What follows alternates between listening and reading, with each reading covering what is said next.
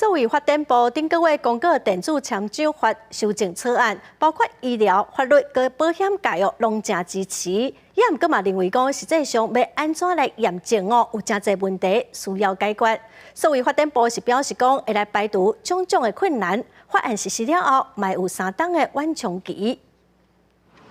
过去2-3年，伫新冠疫情避免接触的情形之下，加速无纸化发展。不过，国内电子签证法已经超过20年无修法，所以部顶一日公告电子签证法修正草案，包括医疗、法律、甲寿险界，拢有人家双手支持。不过，实务上也是有真侪挑战。怎么样认定它是电子签章？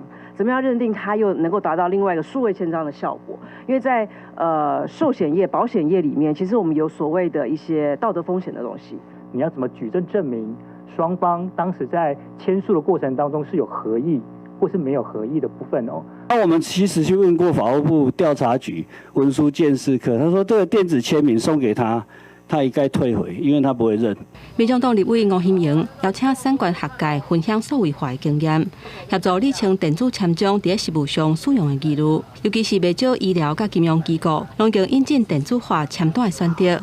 未来法院安怎定出客观的认定标准，互业者遵守，或者是安怎进行精准分级，拢是讨论的重点。我们就是在努力，希望能够早日就一次就排除。那当然，有时候为什么我的简报有讲，有遇到一些困难，有些这个我们当然也希望能够比较务实一点来做，所以有缓冲3年。这个修法会定出电子文件甲电子签证的功能，等于是实体文件甲签证。